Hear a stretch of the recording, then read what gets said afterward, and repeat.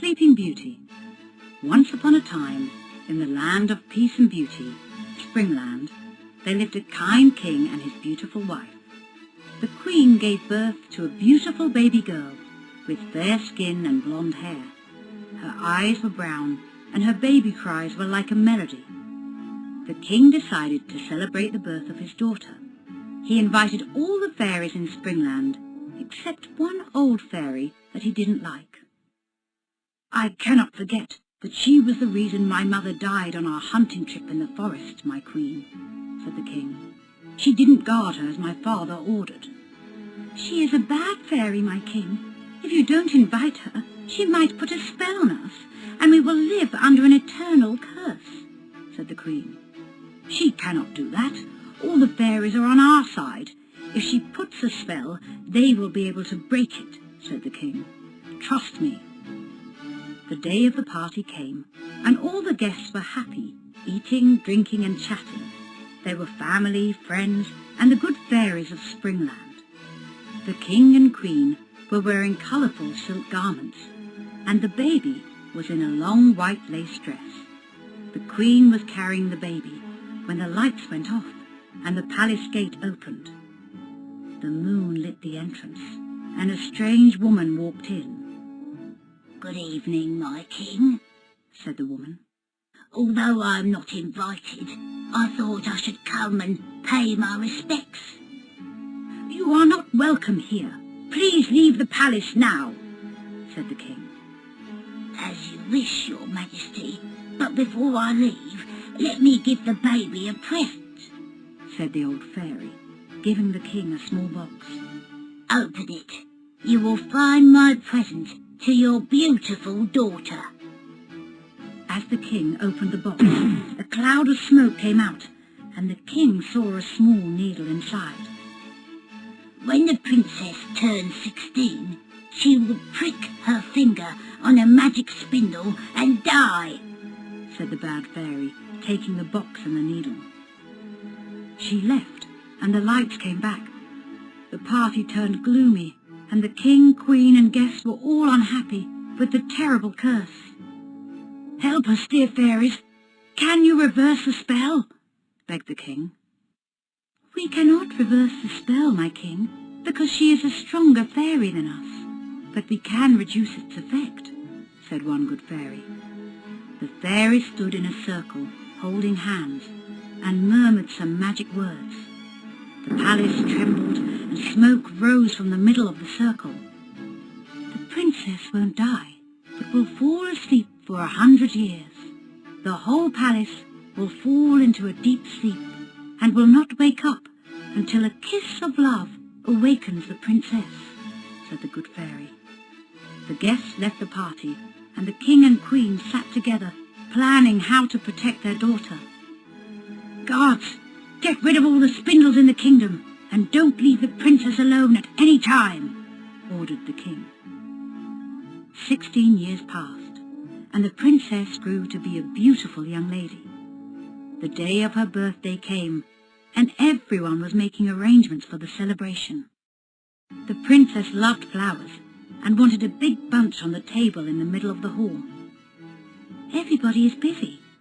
I will go out in the palace garden and collect some roses and lilies for myself," thought the princess.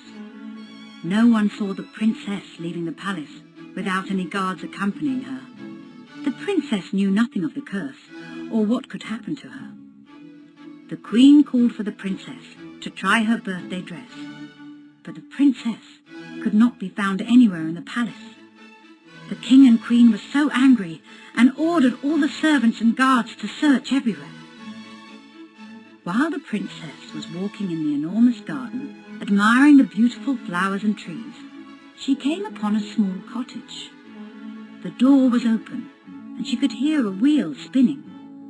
She knocked politely. "Is there anybody here?" she asked. "Come in, my dear. Look what I have for you," said an old woman, sitting behind a big spindle with a big shining needle. "Do I know you?" asked the princess.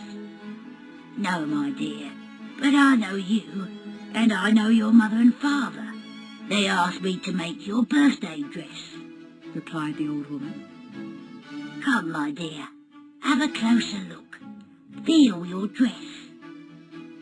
When the princess came closer and touched the beautifully woven dress, the spindle pricked her finger and she fell to the floor.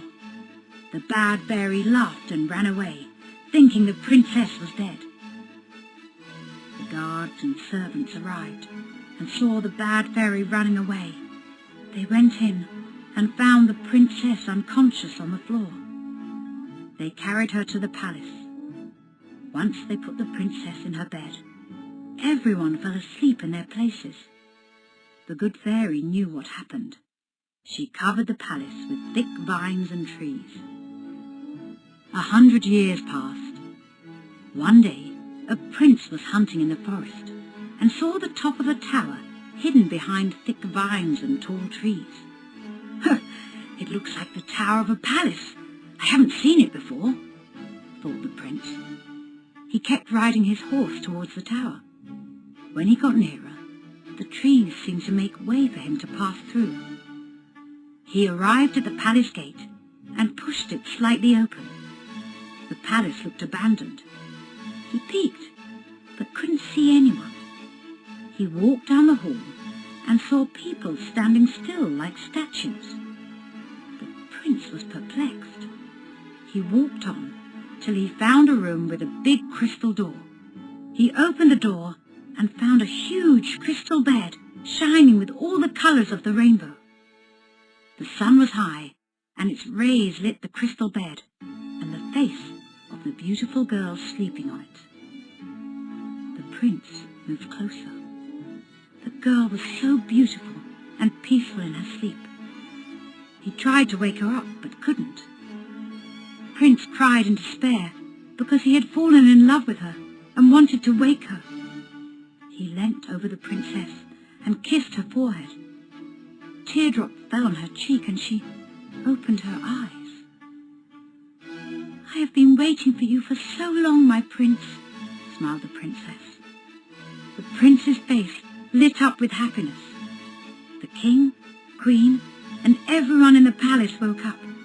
Everyone was happy to find the princess awake and the prince by her side. The prince asked to marry the princess, and the king was happy to accept his request. The good fairy's magic was now very strong, and the bad fairy was old and weak and could not beat her magic. The prince and princess lived happily ever after.